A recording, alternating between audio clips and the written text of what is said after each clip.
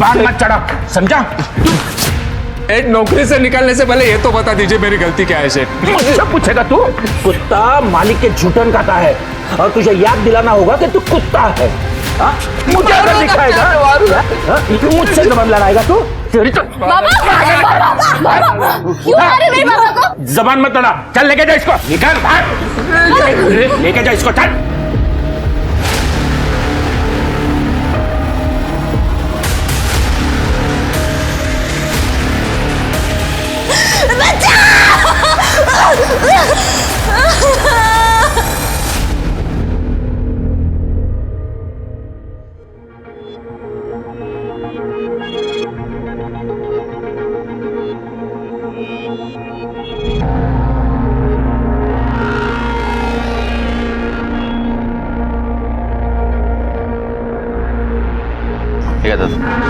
ए भाऊ, अरे तुझे कितनी बार बोला, तू मेरा सिर्फ दोस्त नहीं है, तू मेरा भाई है भाई। तेरे से पैसे कैसे लेगा? अरे दादा, मेरे को जब जरूरत होगी दादा तब मैं हक से मांग लूंगा ना आपसे। रखो। बाबा कीर्ति, अरे वाह वाह वाह, सरिता, ए वैशाली देख कीर्ति आई है। दीदी, बाबा मैं फर्स्ट आई हूँ। अरे वाह, क्या बात, अरे जिंदा रहे, जिंदा रहे। अगं माझी पोरगी आली। बघू कशी आहेस तू? मस्त। अतुल, मेरे पूरे खानदान में सिर्फ मेरी बेटी है जो ग्रेजुएट हुई है। देखना, हम सबका नसीब बदल देगी अब। तूने तो सबका नाम रोशन कर दिया। वाह।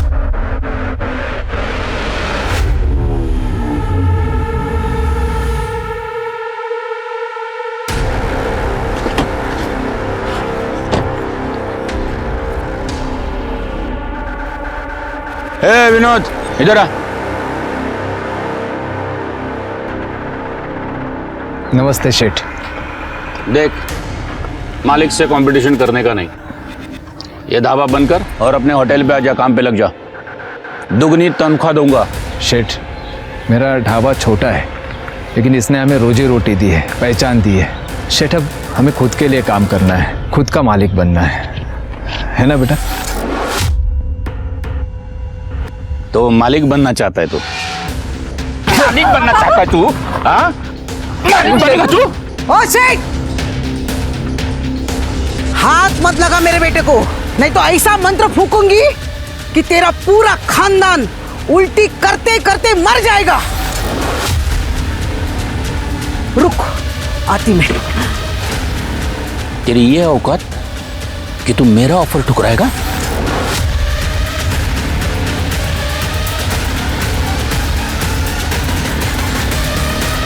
पापा, अभी ऐसे चलते हैं। अरे तू, तुझे पता नहीं है तो किससे पंगा ले रहा है? अब आगे देख तेरे साथ क्या क्या होगा। उल्टी गिनती गिनना शुरू कर।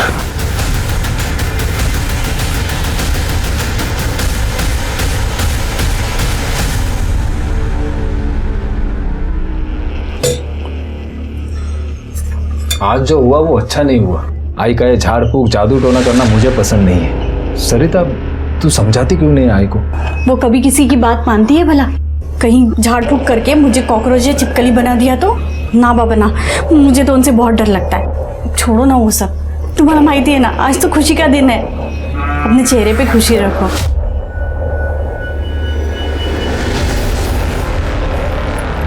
ये आजी क्या कर रही थी यहाँ सब?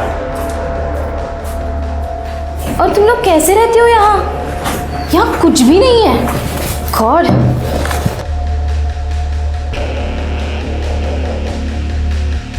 लो अब लाइट भी चली गई। और वो ढाबा, वहां का तो पानी भी ना पीऊं मैं। भाई फिर सो डिफिकल्ट हो यार। दीदी, आप शहर से आई हो ना, इसलिए आपको ना ये सब चीज़ों की आदत नहीं है। पर हम सब ना ये ढाबे से और ज़िंदगी से बहुत खुश हैं। तो क्या लाइफ टाइम ऐसी ही ज़िंदगी बिताने का इरादा है तेरा? हाँ, मैं इस माहौल में नहीं रह सकती। वाह, नेटवर्क भी नहीं है यहाँ। बस अब कीर्ति की अच्छी जॉब लग जाए, फिर ये ढाबा बंद करके आराम से जिंदगी जिएंगे। नहीं नहीं, ये ढाबा कभी बंद नहीं होगा। और इसी ढाबे ने तो हमें 2 वक्त की रोटी दी है। अब तो कीर्ति भी यहाँ आ गई है। हम सब साथ में रहेंगे, मेहनत करेंगे और तरक्की भी करेंगे। ले। बाबा हाँ जॉब के लिए तो मुझे शहर जाना ही पड़ेगा, और वैसे भी मैं यहाँ नहीं रह सकती। कैसे रह लेते हो आप लोग यहाँ? और अब आपको शहर भी तो नहीं लेके जा सकती ना, मेरे दोस्त हंसेंगे मुझ पर। मैं छुट्टियों में यहाँ आती जाती रहूँगी और घर पैसे भी भेज दिया करूँगी। बट प्लीज़ बाबा, मुझे ना यहाँ गाँव में रहने के लिए फोर्स मत कीजिए।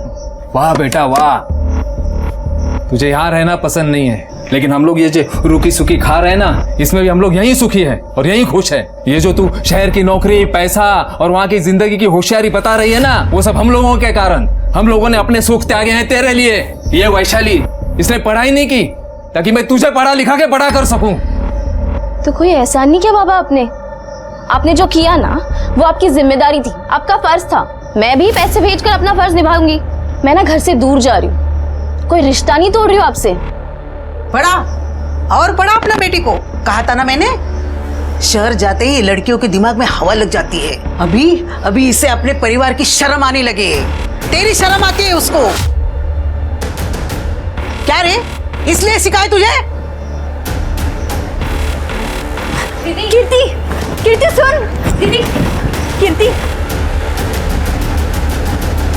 कीर्ति तू कल ही चली जा। पर कैसे आई? आपने देखा ना बाबा कैसे।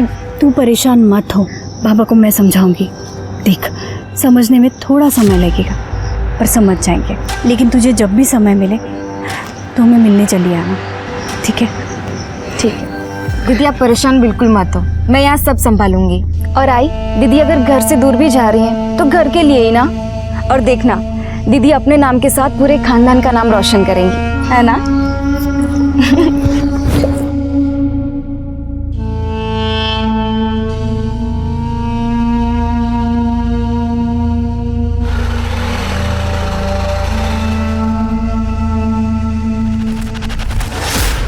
देख हर्षित, जितने पैसे तुझे देने थे ना, उससे ज्यादा दे रहा हूं मैं।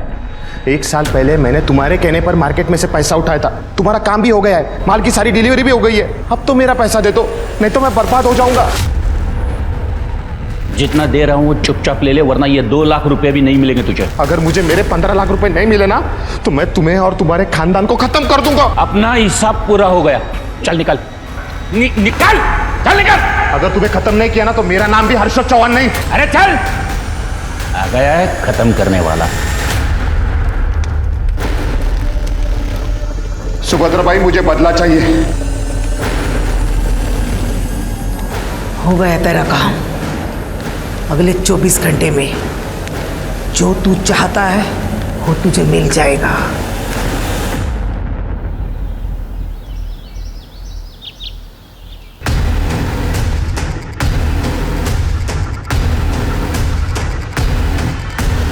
Hello police station. नमस्कार, मैं सोनाली कुलकर्णी आप सभी का स्वागत करती हूँ क्राइम पेट्रोल सतर्क के इस नए अध्याय में। 21वीं शताब्दी में जहाँ दुनिया दूसरे ग्रहों पर जाने के लिए प्रयास कर रही है, वहीं हमारे देश में ऐसे भी लोग हैं जो ऐसी चीजों में विश्वास करने लगते हैं जिनका अस्तित्व भी नहीं होता। कभी कभी इंसानी दिमाग को समझ पाना बहुत कठिन हो जाता है। इंसान की सोच पर गिरा पर्दा कई बार उसे वो सब कुछ करने पर मजबूर कर देता है जो उसे गुनाह के रास्ते पर ले जाता है। क्या गायकवाड़ परिवार की औरतों के साथ जो हुआ वो भी किसी ऐसी ही मानसिकता का परिणाम था?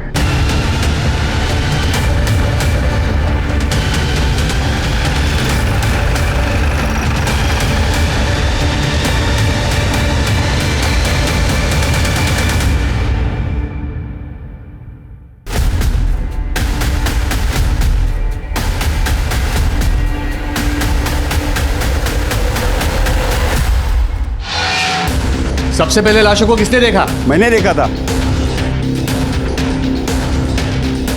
जानते हो इन्हें? ये सुभद्रा माई और ये सरिता गांव में जादू टोना करते थे और सब इनसे परेशान थे। सर, दोनों को गला रेंग के मारा है।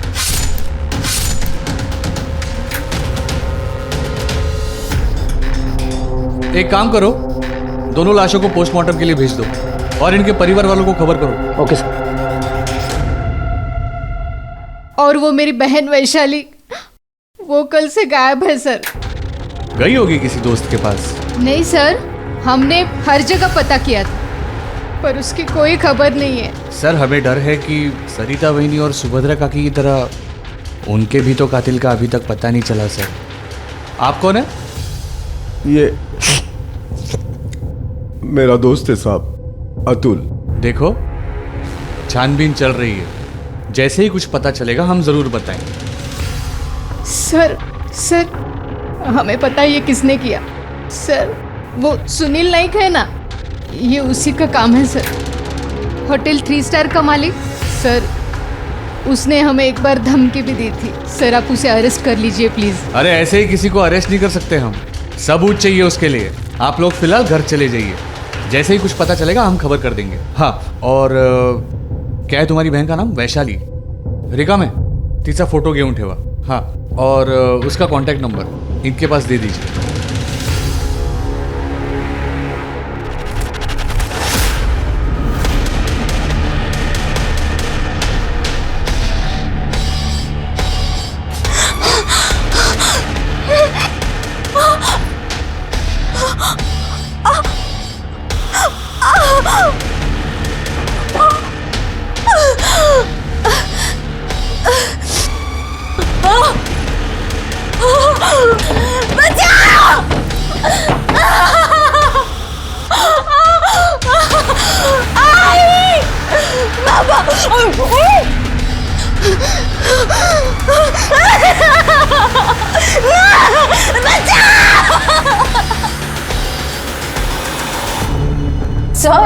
सर 2 दिन हो चुके हैं, मेरी बहन अब तक घर नहीं आई। आप कुछ कर क्यों नहीं रहे?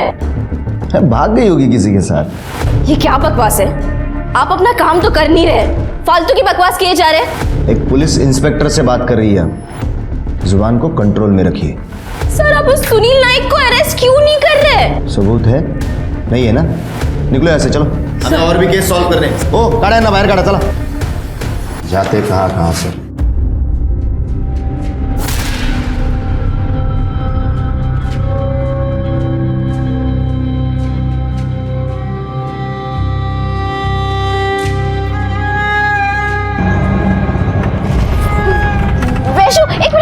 एक मिनट रुको। वैशु क्या हुआ तुझे? वैशाली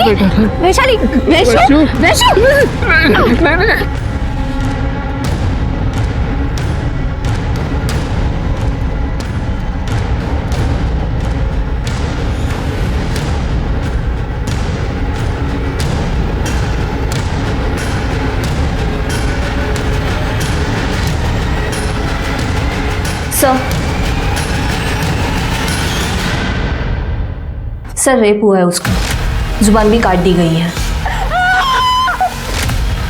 शॉक में है, इसके लिए कुछ रिएक्ट नहीं कर रही है। Excuse me.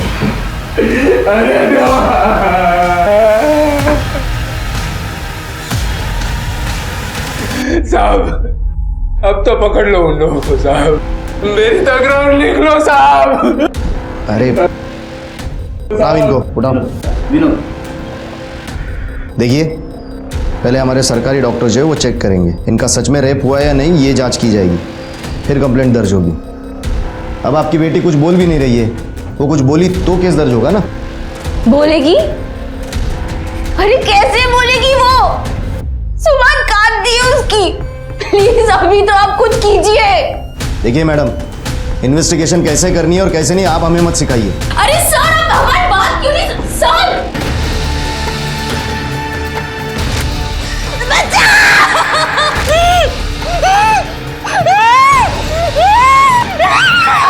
वैशाली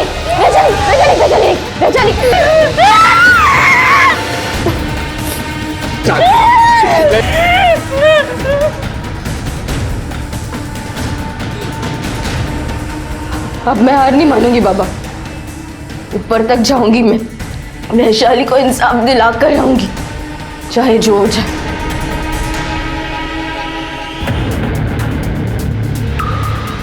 कोई टेंशन तो नहीं होगा ना? अरे आप चिंता मत करो, सब ठीक हो जाएगा, मैं हूं ना, सब बंदोबस्त कर दिया है मैंने। उस पर ऐसा प्रेशर डालूंगा ना कि वो केस वापस ले लो। बस अब बाकी के पैसे जल्द से जल्द दे दो, हो जाएगा। वैशु, वैशु बोलना, किसने किया तेरे साथ ये सब?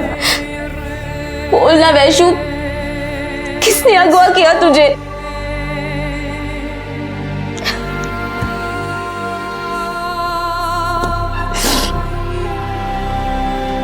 कीर्ति। हाँ बाबा। ले बेटा।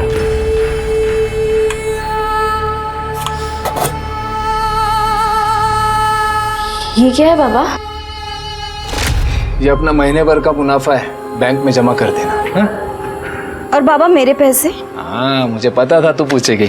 तेरे पैसे पहले निकाल के रखा हूं, ये ले। वो क्या है?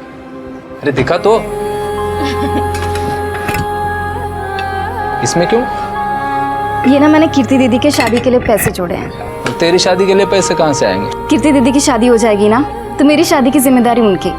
और मुझे पता है दीदी ना मेरी शादी बड़ी धूमधाम से करेंगे।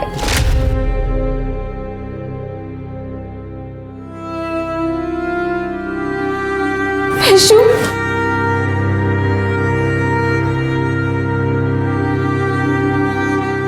बेटा, पुलिस हमारे लिए कुछ नहीं करने वाली। जो भी हुआ उसे बुरा सपना समझ के भूल जाना ही बेहतर होगा। नहीं बाबा, मैं कोशिश किए बिना इतनी आसानी से हार नहीं मानूंगी।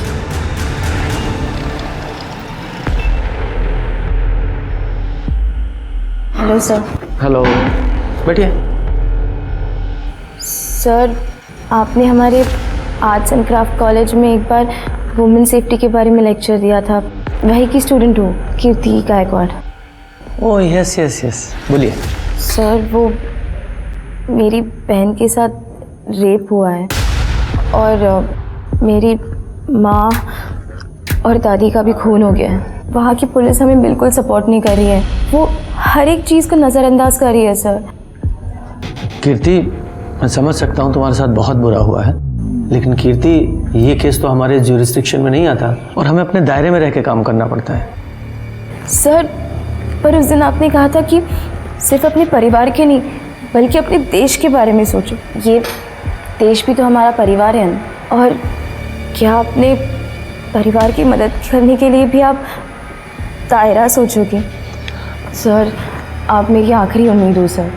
प्लीज़, आप क्राइम ब्रांच के इतने बड़े ऑफिसर हो, भगवान ना करे कल को आपकी बेटी के साथ कुछ गलत हो जाए तो तब भी आप दायरा सोचोगे क्या? Sorry sir. सर, ये केस वर्दप गांव पुलिस स्टेशन के अंडर आता है। हाँ, लेकिन सभी इस तरह सोचने लगेंगे तो इंसाफ कैसे होगा? मैं हायर अथॉरिटी से बात करता हूँ, पर ये वर्दम भी तो हमारे नासिक में ही आता है ना। जी सर। सतीश, कभी कभी हमें अपने कद से ऊपर उठ कर सोचना पड़ता है। मुझे इस केस की फाइल जल्द से जल्द चाहिए। मिल जाएगी सर।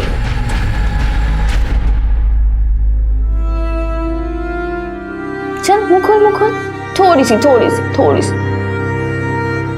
कैसे? आराम से। कोई बात नहीं। विनोद, तू ढाबा फिर से चालू कर ले। काय करूं? ढाबा शुरू करूं ना था? किसके लिए कमाऊंगा? ये दिनकर की पगार है, घर का खर्चा है, वैशाली के इलाज का खर्चा है, ये सब तो देखना पड़ेगा ना यार।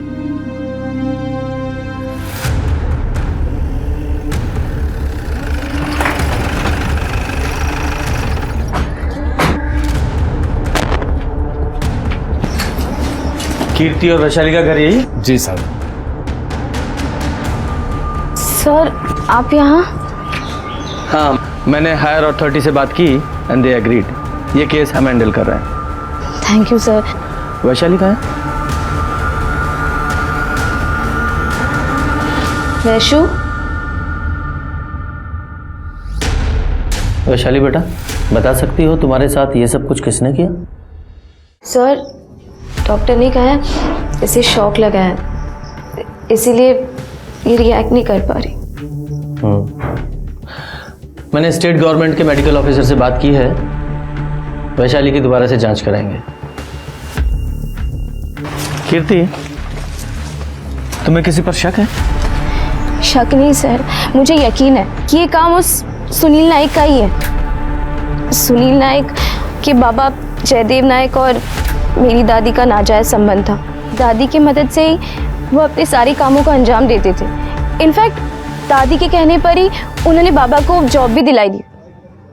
पर एक दिन अचानक नौकरी से निकालने से पहले ये तो बता दीजिए मेरी गलती क्या है शेठ। मुझसे पूछेगा तू? कुत्ता मालिक के झूठन खाता है और तुझे याद दिलाना होगा कि तू कुत्ता है। बाबा, क्यों मारे मेरे बाबा को? जबान मत लड़ा, चल लेके जा इसको, निकाल। बाबा, कल मेरा एग्जाम है और उस मकान मालिक ने हमें घर से निकाल दिया। वक्त पर भाड़ा क्यों नहीं देते हो आप? वाटोळ होईल त्या सुनीलचं, नाश होएगा उसका। बाबा, कोई आपको काम से निकाल सकता है लेकिन आपका हुनर नहीं छीन सकता। हम अपना ढाबा शुरू करेंगे, कुछ भी हो जाए लेकिन कीर्ति दीदी की पढ़ाई नहीं रुकनी चाहिए। उसके बाद बाबा ने ये ढाबा शुरू किया। ढाबा अच्छा चलने लगा, पर ये बात सुनील नायक को बर्दाश्त नहीं हुई। उन्होंने हमें फिर से धमकी दी थी। मालिक से कंपटीशन करने का नहीं, ये ढाबा बंद कर और अपने होटल पे आजा, काम पे लग जा। शेठ, अब हमें खुद के लिए काम करना है, खुद का मालिक बनना है। मालिक बनना चाहता है तू? तेरी ये औकात कि तू मेरा ऑफर ठुकराएगा? तुझे पता नहीं है तो किससे पंगा ले रहा है। अब आगे देख तेरे साथ क्या क्या होगा। उल्टी गिनती गिनना शुरू कर। मुझे पूरा यकीन है ये काम उस सुनील नायक का ही है। झूठ बोल रही है ये लड़की। काम पे चोरी करते वक्त पकड़ा गया था इसका बाप, इसलिए निकाल दिया था उसे। और इसके ढाबे से मुझे क्या प्रॉब्लम होने वाली है? 2 टके का इसका ढाबा। 2 टके का किसको बोला? अब देखा सर, इन्होंने मेरे बाबा को धमकी दी कैसे थी। जबान लड़ा। कीर्ति प्लीज। सर,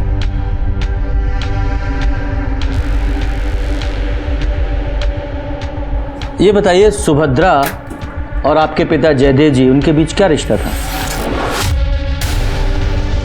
देखिए, मेरे बाबा नहीं रहे, उन पे कीचड़ उछाल रही है लड़की, झूठ पे झूठ बोली जा रही है। 24 तारीख को आप कहाँ थे? मैं फार्म हाउस पे था। और इस बात की कंफर्मेशन के लिए क्या आप हमें वहाँ की सीसीटीवी फुटेज प्रोवाइड करा सकते हैं? इंस्पेक्टर साहब, फार्म हाउस पे कौन सीसीटीवी लगाता है? आप बता सकती हैं कि 24 तारीख को आपके पति क्या सचमुच में अपने फार्म हाउस पे थे? हमारे घर की औरतें सिर्फ चौके चूल्हे के सवालों का जवाब जानती है। आप यहाँ क्यों बैठी हो? चले जाइए।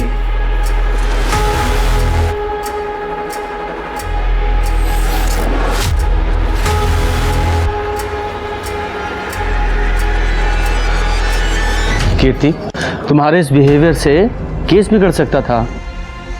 Sorry sir. It's okay. देखो Kirti, throughout the case we need your cooperation, to be patient. ठीक। सतीश, मुझे सरिता और सुभद्रा की पोस्टमार्टम रिपोर्ट चाहिए। जी सर। सर, सरिता और सुभद्रा के पोस्टमार्टम रिपोर्ट के मुताबिक उनके कत्ल के पहले उन्हें बहुत बेरहमी से मारा गया था। मल्टीपल फ्रैक्चर्स भी है और कातिल ने मर्डर वेपन जो यूज़ किया है उसे धार भी नहीं थी। शायद इससे यह लगता है कि कातिल पेशावर नहीं है, सब्जी काटने वाला चाकू होगा शायद। तो मिस्टर योगेश शिंदे सर। इस केस के इंचार्ज आप हैं? जी। आपको क्राइम सीन के आसपास कोई मर्डर वेपन मिला? No sir. अब इस पोस्टमार्टम रिपोर्ट के हिसाब से जहां सुभद्रा और सरिता का खून हुआ वहां उन दोनों के अलावा किसी तीसरे आदमी के भी खून के ट्रेसेस मिले हैं। आपने पता लगाने की कोशिश की वो खून किसका था? और इसके अलावा सरिता के नाखूनों में किसी इंसान की स्किन के ट्रेसेस मिले हैं। आपने जांच की वो किसके थे? इंक्वायरी चल रही है सर। मिस्टर योगेश, इंक्वायरी तो अब आप पर चलेगी। सतीश, एक काम करो, ये विनोद, सरिता और सुभद्रा तीनों के कॉल रिकॉर्ड्स निकालो। और वो सुनील, उसकी भी पूरी कुंडली चाहिए मुझे। और जहाँ सरिता और सुभद्रा की लाश मिली थी वहाँ एक फॉरेंसिक टीम को भेजो और आसपास के सारे इलाकों को सर्च करो, देखो कुछ मिलता है क्या। Okay sir. इस ऑपरेशन की पूरी डिटेल्स मेरी टेबल पर मुझे चाहिए। Okay sir. और तुम सर अपने रिटन एक्सप्लेनेशन के साथ तैयार रहना।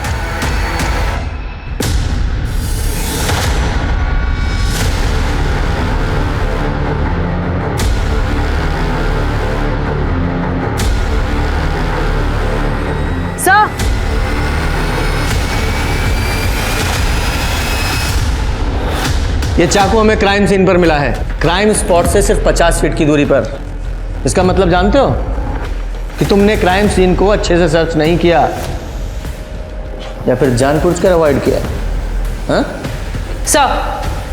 सर विनोद के ढाबे पे काम करने वाला दिनकर आया है। बुलाओ। साहब विनोद दादा जैसे ही घर के बाहर चले जाते थे तब एक कार आती थी और सरिता जी उसमें बैठ के चली जाती थी। सरिता को लेने कौन आता था? वो तो नहीं पता साहब, क्योंकि मैंने उस आदमी का चेहरा कभी देखा नहीं। ठीक है, तुम जाओ। हाँ सर। सर वैशाली की मेडिकल रिपोर्ट आई है। सर वैशाली की मेडिकल रिपोर्ट्स के हिसाब से उसके कान में कोई गर्म चीज डाली गई थी, जिसकी वजह से उसके कान के पर्दे फट गए थे। What? बाबा और क्या क्या सुनना बाकी है। और इसीलिए वैशाली को हमारी बातें सुनाई नहीं दे रही हैं। कीर्ति देखो, वैशाली का बयान, उसके साथ क्या हुआ ये जानना हमारे लिए बहुत ज़रूरी है। क्या तुम वैशाली से कागज़ पर लिखकर पूछ सकती हो कि उसके साथ क्या क्या हुआ था, किसने किया था? सर वो वैशाली पढ़ लिख नहीं सकती। अरे तुम ग्रेजुएट हो और वो पढ़ लिख भी नहीं सकती, ऐसा क्यों? बाबा के पास इतने पैसे नहीं थे कि वो हम दोनों को पढ़ा सके, इसलिए बाबा ने मुझे पढ़ाया और वैशाली ढाबे पर उनकी मदद करती थी। इस केस के दरवाजे तभी खुलेंगे जब वो कुछ बताए। मैं कोशिश करती हूँ सर। वैशु इधर देख, तुझे ये सब किसने किया? किसने मारा तुझे? बोल ना। देख बेटा, ऐसे चुप रह के नहीं होगा। देख मुझे देख, प्लीज कुछ बता। नहीं ऐसे रोती नहीं है वैशु, हम हार नहीं मानेंगे, ठीक है? तूने आज तक मेरा साथ दिया है ना, अब मेरी बारी है। हाँ हाँ, मैं तुम दोनों का ख्याल रखूंगी, बाबा और तुम्हारा। हाँ तुम बिल्कुल चिंता मत करो, सब ठीक हो जाएगा।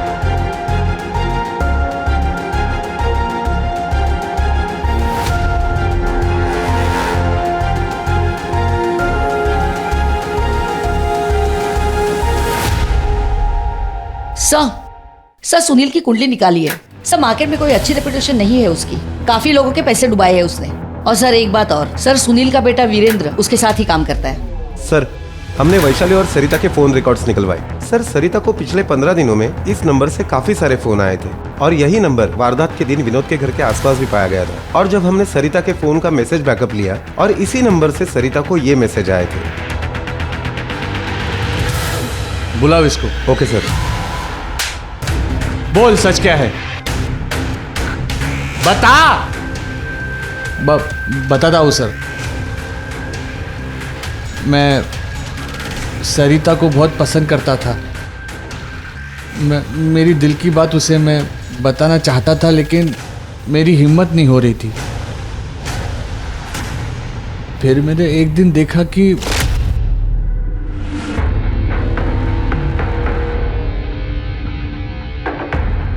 ज्यादा सती सावित्री बंद।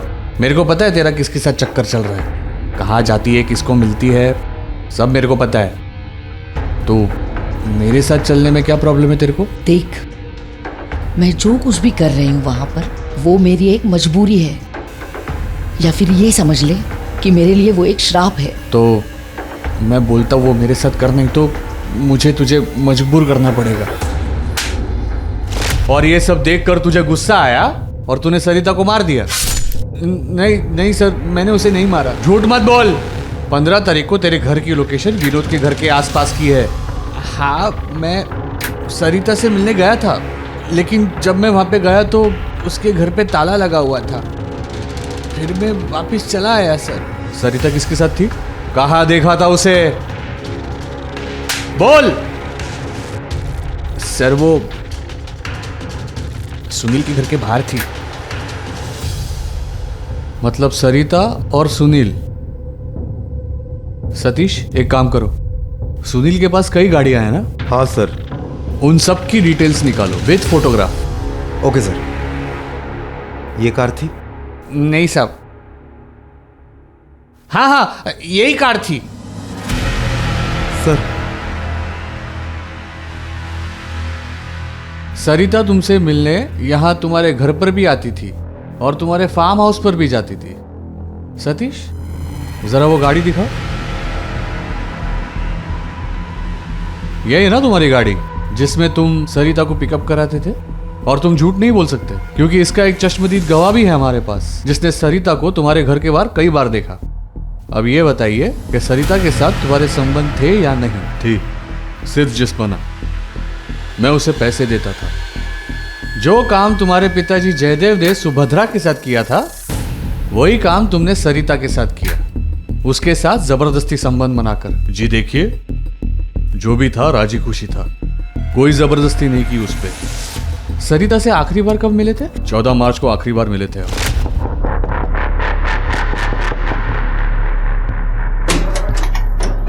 सरिता कुठे आहे शेठ? लाज नाही वाटली तुला? ए विनोद, तू मुझसे कभी जीत नहीं सकता, अपनी पत्नी को नहीं संभाल सकता है।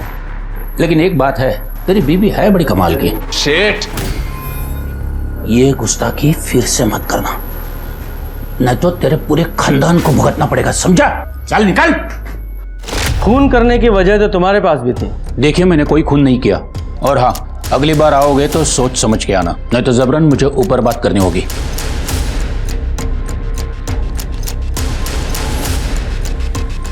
सतीश, इस विनोद ने हमें सरिता और सुनील के संबंधों के बारे में पहले क्यों नहीं बताया? क्या हो सकता है जो लोग छुपा रहे हैं?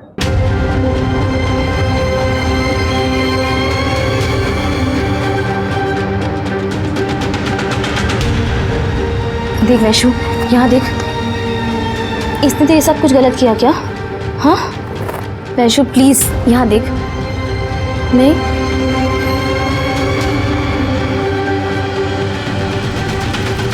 ये देख, इसने किया क्या कुछ? देख, दिनकर, दिनकर बोल वैशु। अतुल अंकल, इन्होंने कुछ किया?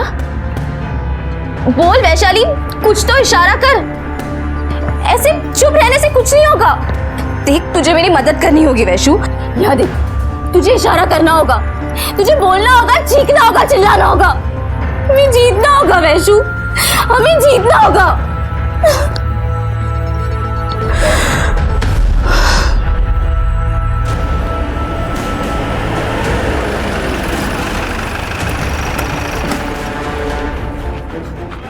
साहब, मैंने ये बात छुपाई क्योंकि अगर ये बात बाहर आ जाती तो खानदान के साथ साथ सरिता की भी इज्जत चली जाती। कहीं ऐसा तो नहीं कि तुम्ही ने गुस्से में आकर अपनी पत्नी सरिता को मार डाला और तुम्हें मारते हुए तुम्हारी आई ने तुम्हें देख लिया तो उन्हें भी मार दिया? नहीं साहब, सरिता की तो कोई गलती थी ही नहीं, वो तो बेचारी मजबूर थी। मेरे आई ने उसे ये सब काम करने के लिए उकसाया था। मेरे आई जादू टोना जानती थी, उसके खिलाफ जो भी चला जाता वो जादू से उसे अपने वश में कर लेती थी। साहब, सरिता ने डर के कारण ये काम किया था। आई, तूने ऐसा क्यों किया?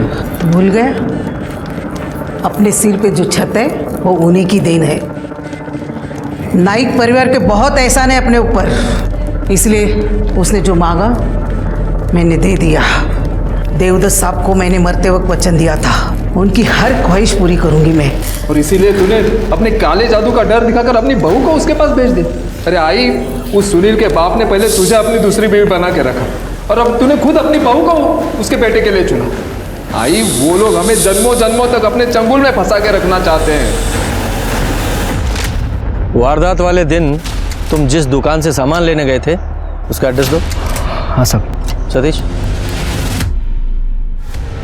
ये हमारे पास 3 सस्पेक्ट हैं, विनोद गायकवाड़, सुनील नायक और ये अतुल सावंत। लेकिन वैशाली के साथ ये सब कुछ किसने किया उसके बारे में पता नहीं चल रहा है। सर, ऐसा भी तो हो सकता है कि सुभद्रा और सरिता इन दोनों का कत्ल किसी और ने किया हो और वैशाली के साथ जबरदस्ती किसी और ने। हो सकता है। एक काम करो, इस केस से जुड़े जितने भी प्राइम सस्पेक्ट हैं सब पर नजर रखो, देखो कौन किससे मिलता है, कहाँ मिलता है, क्या बातें करता है। और ये विनोद, ये वारदात वाले दिन ये मुंबई सामान खरीदने गया था ना? Yes sir. जरा पता लगाओ ये सच बोल रहा है झूठ। Okay sir. ये कुछ तो है जो हमसे छूट रहा है।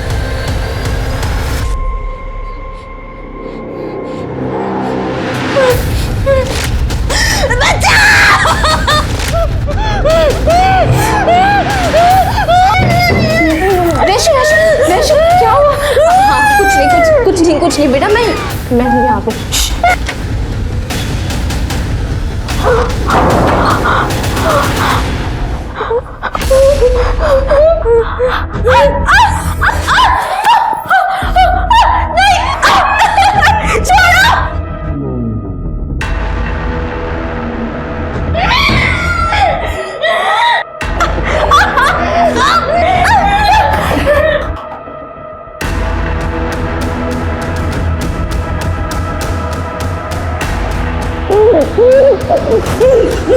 मेरी बात सुन। अरे हाँ, ये अपना दिनकर है। दिनकर, देख देख देख।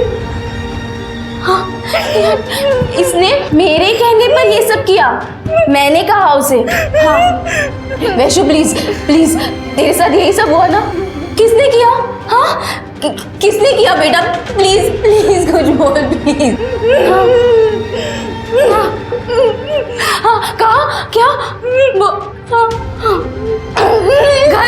घर हाँ।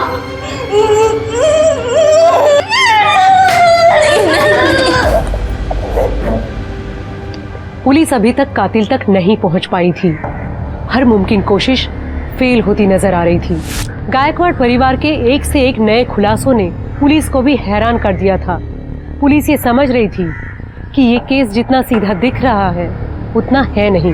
बहुत कुछ ऐसा है जो सतह पर नहीं है और इसलिए पुलिस ने तय किया कि वो इस केस को शुरू से शुरू करेगी, बारीकी से जांच करेगी और इसकी शुरुआत उन्होंने वैशाली के घर की तलाशी से की।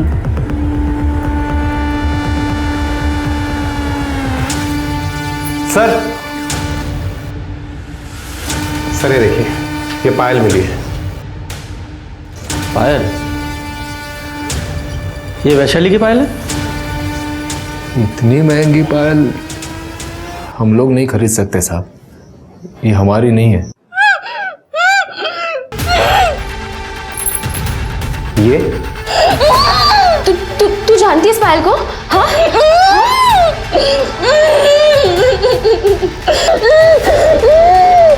सतीश एक काम करो, पता लगाओ ये पायल कहाँ बनी है और किसने बनवाई है।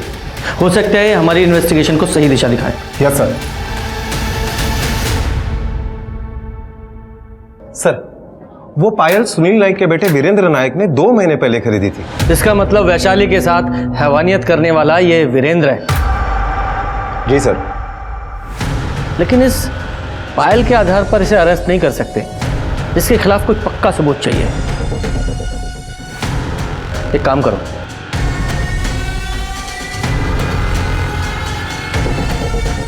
कीर्ति कैसे भी करके हमें वैशाली से बात करनी पड़ेगी क्योंकि सिर्फ एक वही जरिया है हमारे पास। लेकिन कैसे सर?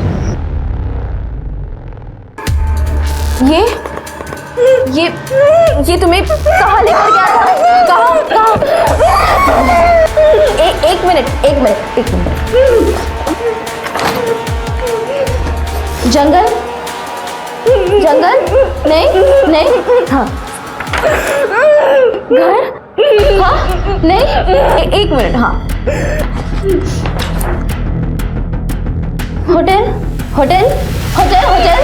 होटल में? हाँ वेरी गुड। एक मिनट। हाँ। कीर्ति जरा पूछो होटल में कहाँ? होटल में कहाँ? एक मिनट। होटल रूम में लेकर गया था? नहीं स्टोर रूम। सतीश ये होटल 3 स्टार की तलाशी लेनी होगी। जरूर उसमें कोई ऐसी जगह है जो लोगों की नजरों में नहीं है। Okay sir. चलो।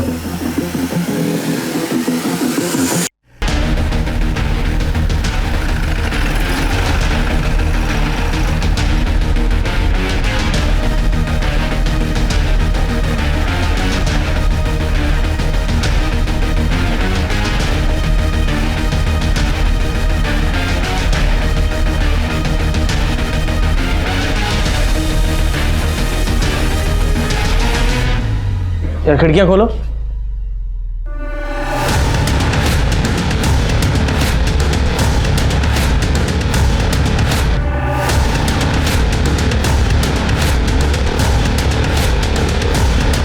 सर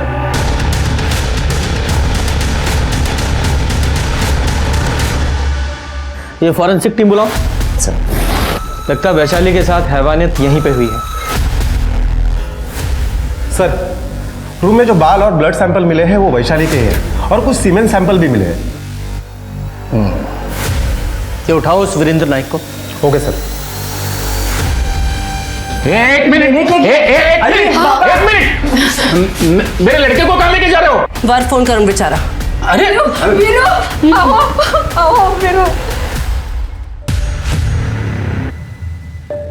हर्ष सर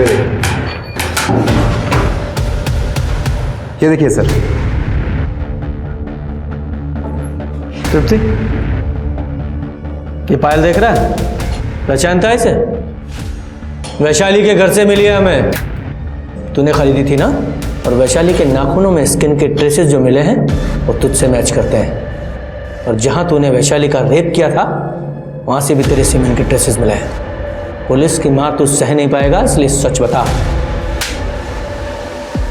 बताता हूँ सर, बताता हूँ। वैशाली, तुम्हारी दादी मेरे दादा की बिन ब्याही दूसरी औरत थी और तुम्हारी माँ मेरी बाप की दूसरी औरत थी। फिर भी मैं तुम्हें इज्जत दे रहा हूँ। ये देखो, मैं तुम्हारे लिए पायल लाया हूँ। अब खुशी खुशी मान जाओ, वरना तुम भी वही बनोगी जो तुम्हारी माँ मेरी बाप की है, बिन ब्याही गुलाम। मर जाऊंगी लेकिन तेरी गुलाम कभी नहीं बनूंगी। और तू भी ना तेरे बाप जैसा ही है, कमीना। और तभी मैंने सोच लिया कि इसका बदला मैं जरूर लूंगा।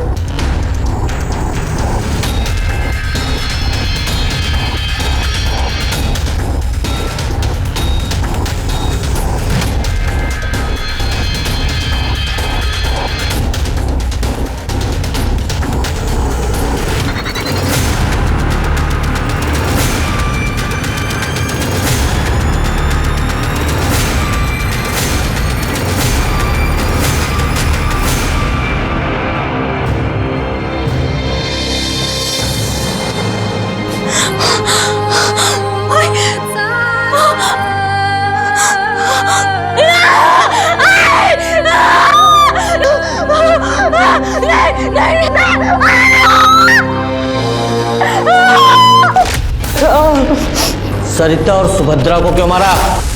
नहीं सर, उनके खुद से मेरा कोई लेना देना नहीं है। सर सुनील नाइक के 3 स्टार होटल का सीसीटीवी फुटेज आ गया है। लगाओ। सर ये देखिए, जिस दिन वारदात हुई उसके 2 दिन पहले सुनील नाइक का इस आदमी हर्षद चौहान के साथ पैसों के लेन देन की वजह से बहुत बड़ा झगड़ा हुआ था। लगभग 15 लाख का लेन देन का मामला था। सर इस हर्षद चौहान का मोबाइल लोकेशन वारदात के दिन सुनील नाइक के घर के आसपास और जहां सुभद्रा और सरिता की लाशें मिली थी वहां पर पाया गया। ये हर्षद करता क्या? Sir food and raw material का सप्लायर है। नासिक के छोटे बड़े होटल्स में मटेरियल सप्लाई करता है। उठाओ इसे। जी सर। सर और एक बात, इस हर्षद चौहान की पीएसआई योगेश शिंदे के साथ अक्सर बातें हुआ करती थी। पहले इस योगेश शिंदे को बुलाओ। हर्षद चौहान को जानते हो? नहीं सर। तो फिर पिछले 15 दिनों में उसे 10 बार कॉल क्यों किया था तुमने? सर मैं क्या मैं लगा रखी है? सीधे सीधे जवाब दो। तुम्हारे जैसे चंद निकम्मे पुलिस ऑफिसर्स की वजह से पूरा पुलिस डिपार्टमेंट बदनाम होता है। हायर अथॉरिटी से बात करके तुम्हारे खिलाफ ऐसी कार्रवाई करवाऊंगा, जिंदगी भर याद रखोगे तुम। You may go now. Sir. और ये हर्षद को उठाओ। Yes sir. मैंने कुछ नहीं किया सर, मैंने कुछ नहीं किया सर। सतीश। बस खाली। देख हर्षद, तेरे खिलाफ हमारे पास बहुत सारे सबूत हैं। जिस समय सरिता और सुभद्रा का खून हुआ, तेरी फोन की लोकेशन उसी एरिया की है। और उसके अलावा उस क्राइम स्पॉट पे जो तीसरे आदमी का खून मिला वो तेरे ब्लड से मैच हुआ है। दिनेश, ये चाकू देख रहा है?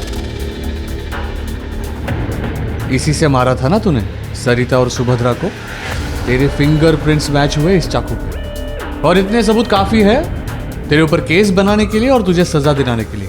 अब सीधे सीधे बताएगा या और मार खाएगा। सतीश ये ऐसे नहीं बोलेगा। सर मैं बताता हूँ सर, वो सुनील नायक ने मेरे 15 लाख रुपए डुबाए थे सर। मैं बर्बाद हो गया था सर, फिर मुझे सुनील नायक से बदला लेना था, इसीलिए मैं सुभद्रा बाई के पास गया था। सुभद्रा बाई, मुझे बदला चाहिए। अगले 24 घंटे में जो तू चाहता है वो तुझे मिल जाएगा। दूसरे दिन मुझे एक कॉल आया। सुभद्रा और सरिता का खून करने के लिए मुझे 15 लाख की सुपारी मिली थी। मुझे पैसों की बहुत ज़रूरत थी, तो मैंने सोचा कि मुझ पर कोई शक नहीं करेगा। फिर जैसे विनोद काम से बाहर निकला, फिर मैं उसके घर गया। सुभद्रा भाई, विनोद भाई का एक्सीडेंट हो गया। क्या? कहाँ? हर्षद? हर्षद क्या बोल रहे हो? कहाँ हुआ बताओ तो। पता नहीं, लेकिन विनोद भैया का एक्सीडेंट हो गया, उन्हें अस्पताल लेके गए। चलिए जल्दी चलिए। अरे क्या हुआ? देखता हूँ, एक मिनट देखता हूँ। जल्दी देखो हर्षद। देख रहा हूँ। अरे देख जल्दी जाना है। हाँ ये क्या किया तूने?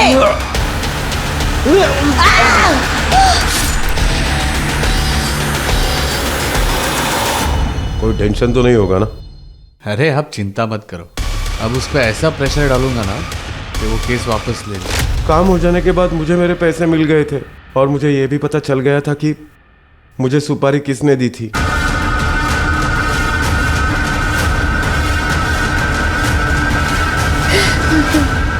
थक गई थी मैं इन नाजायज संबंधों के झमेले से। उस सरिता के साथ उनके ताल्लुकात थे। एक दिन मैंने अपने ही घर में, अपने ही बेडरूम में उनको, उस सरिता की वजह से पिछले 10 साल से इन्होंने मुझे छुआ तक नहीं था। और इन सब के पीछे वो सुभद्रा थी। सुभद्रा ने सरिता को इनके साथ संबंध बनाने के लिए मजबूर किया था साहब। मैं उन दोनों को हमेशा के लिए अपनी जिंदगी से हटाना चाहती। अगर मुझे मेरे 15 लाख रुपए नहीं मिले ना, तो मैं तुम्हें और तुम्हारे खानदान को खत्म कर दूंगा। अपना हिसाब पूरा हो गया, चल निकल। मैंने ही हर्षद को फोन करके उन दोनों की सुपारी दी थी, और उसका काम खत्म होने के बाद मैंने बाकी के पैसे दिए थे साहब। सरिता बेचारी तो खुद तुम्हारे पति के जाल में फंसी हुई थी।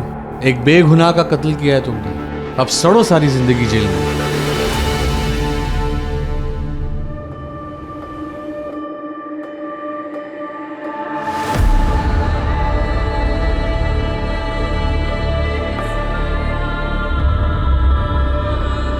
बेटा ये छोड़, बेटा तुम्हें इसलिए नहीं पढ़ाया कि तू ये सब काम कर। तू मेरी बहादुर बच्ची है, तू नौकरी कर, हम सबका नाम रोशन कर। तेरी माँ की भी यही इच्छा थी।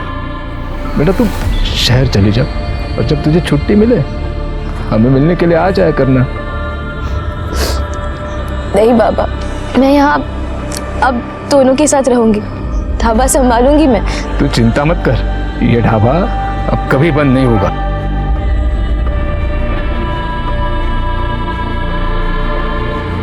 वीरेंद्र को वैशाली के रेप के जुर्म में, नम्रता और हर्षद को सुभद्रा और सरिता के कत्ल के जुर्म में सजा मिली। हर इंसान को आगे बढ़ने का हक है, पर ऐसे महज कितने लोग हैं जो दूसरों को आगे बढ़ते हुए देखकर खुश होते हैं। जरूरी नहीं जो हमारे बड़े बूढ़ों ने किया उसी को परंपरा बनाकर उसे फॉलो किया जाए।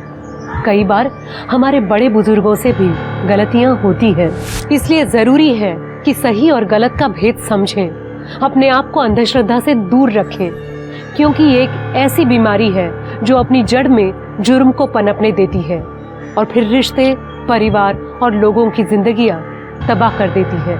इसी के साथ मैं सोनाली कुलकर्णी आपसे विदा लेती हूँ। कल फिर मिलेंगे क्राइम पेट्रोल सतर्क में एक ऐसे ही हैरान कर देने वाले केस के साथ। तब तक अपना और अपने परिवार का ख्याल रखिए, मास्क पहनिए, सैनिटाइजर का इस्तेमाल कीजिए और उचित दूरी बनाए रखिए। देखते रहिए क्राइम पेट्रोल सतर्क। जय हिंद।